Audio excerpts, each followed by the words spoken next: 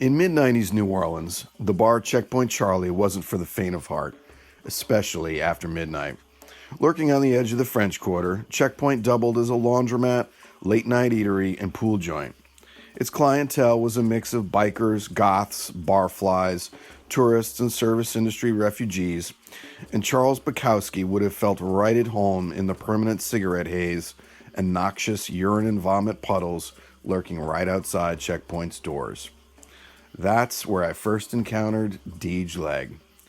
Dege was thrashing away with his band Santeria. Checkpoint's unforgiving atmosphere made it fertile ground for veteran bluesmen and young punk rockers, with Santeria firmly in the latter camp. Hailing from Lafayette, Louisiana, Dege's crew wasn't trafficking in regional Zydeco Chanka-Chank or Cajun waltzes.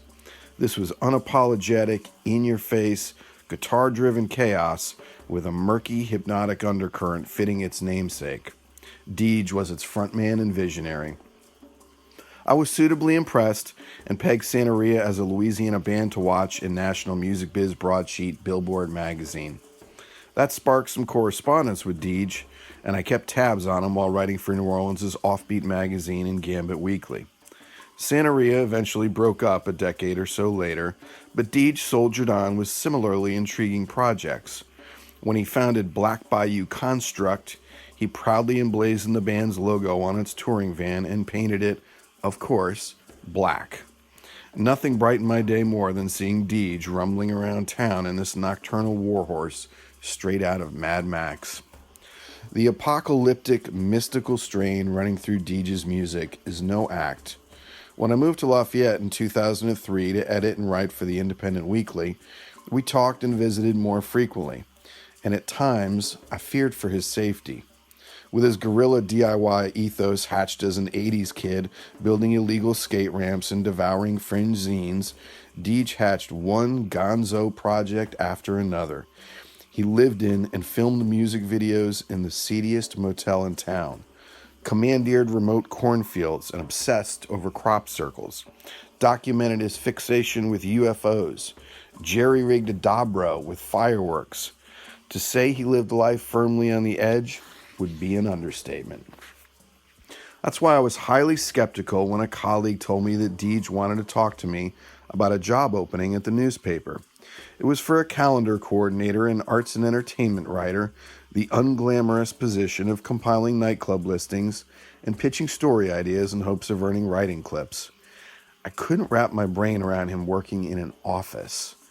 I quasi-interviewed him for the position, essentially asking, "Are you sure you want to do this?" Dege had been driving a taxi at night for steady-ish income. Lafayette, despite its charms and having been named the happiest city in America, has some dark corners. Grinding poverty and shaky public education snake their way through side roads and surrounding towns. Dege, true to form, was regularly finding himself behind the wheel for unimaginable scenarios with unimaginable customers in unimaginable locations.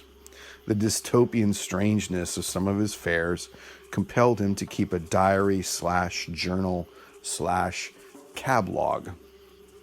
Like many dedicated songwriters, see Springsteen Bruce, Cash Roseanne, Morrissey Bill, it turns out that Dege is a talented writer, period.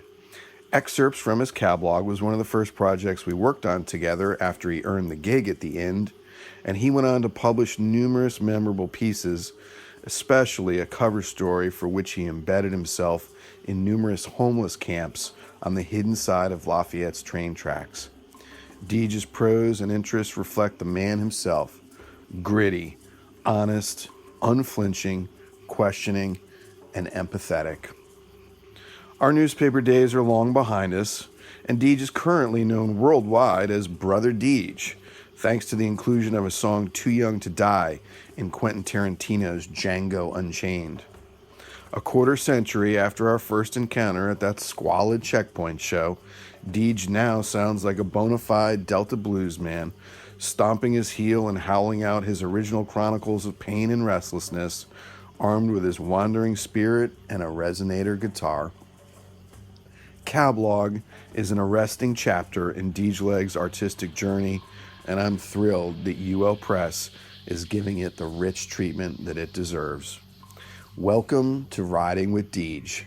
Strap in.